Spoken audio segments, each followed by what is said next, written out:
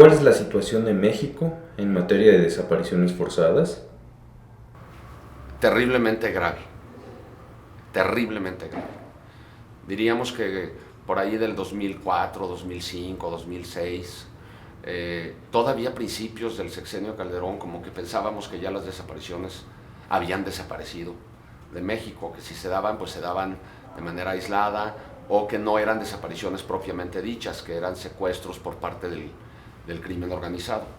Sin embargo, conforme se fue sabiendo realmente la participación que tenían autoridades o funcionarios del Estado como agentes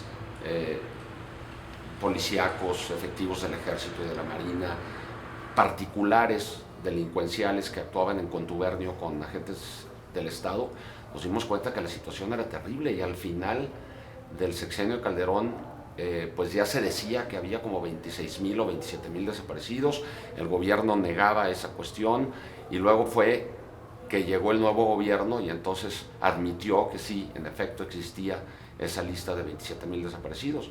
Y por desgracia, esa grave crisis que nos dejó Calderón, este nuevo gobierno no ha sabido detenerla y se siguen dando muchas desapariciones en el país.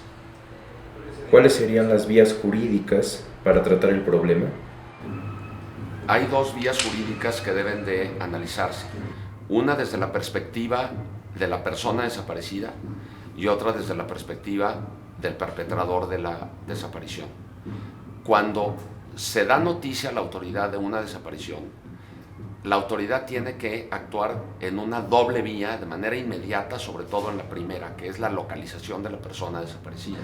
Porque en la mente de un agente del Ministerio Público, cuando se le presenta una denuncia, él inmediatamente piensa en una orden de localización, pero pensando en el presunto delincuente, no en este caso del hallazgo de la persona desaparecida. Por eso las primeras 12, 24, 36 o 72 horas son vitales. La autoridad tiene que actuar de manera inmediata. Entonces, la primera vía jurídica que tenemos que fortalecer es tener mecanismos legales que obliguen a las autoridades a realizar una búsqueda inmediata de la persona desaparecida en cuanto se tenga noticia de su desaparición. Y luego, por otro lado, el combate a la impunidad para que los responsables de estas atrocidades pues sean detenidas, juzgadas, de acuerdo con todos los principios de respeto al debido proceso legal, y si fueren encontradas responsables, sancionadas.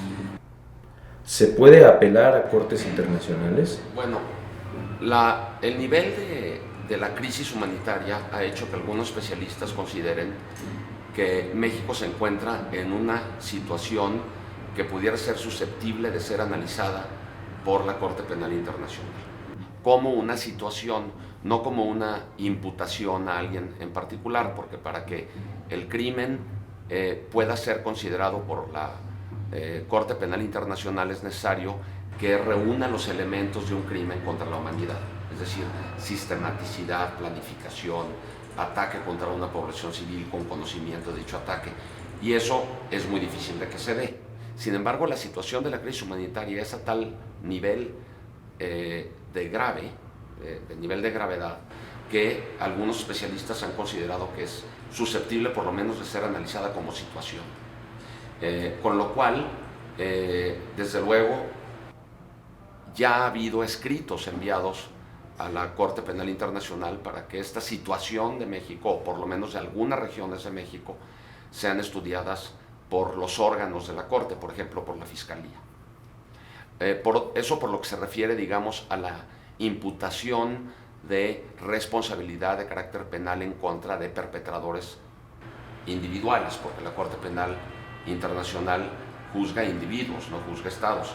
Pero desde luego sabemos que la desaparición forzada propiamente dicha es un crimen cometido por agentes del Estado, por lo que constituye un hecho del Estado internacionalmente ilícito, cosa que a algunas personas les ha molestado que se diga, que es un hecho del Estado, porque lo es.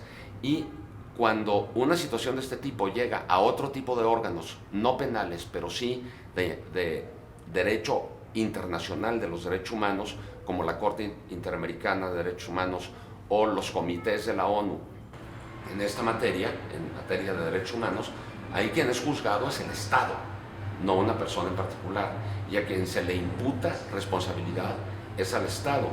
Y la Corte Interamericana de Derechos Humanos condena al Estado, y no nada más declara que cometió violaciones de derechos humanos, sino que lo condena a adoptar medidas legislativas de reparación de diferente tipo, ¿no?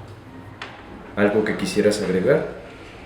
Sí, quisiera agregar que una señal muy importante que pudiera dar el gobierno federal ante la tremenda crisis humanitaria, particularmente por lo que se refiere a las desapariciones forzadas y la impunidad que prevalece en el país al respecto.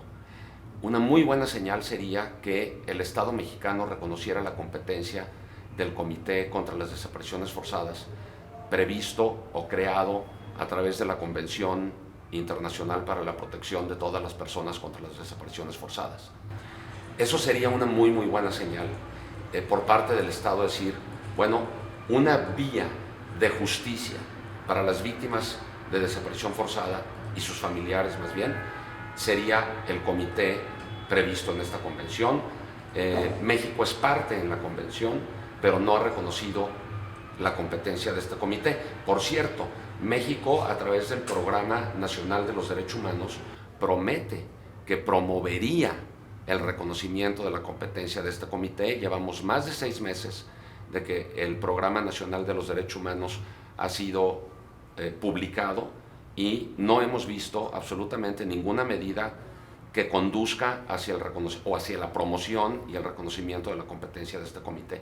Yo creo que sería una muy buena señal por parte del gobierno federal el que presente rápidamente esta solicitud ante el Senado de la República para que el Senado de la República apruebe el reconocimiento de la competencia de este comité. Urge para mi gusto.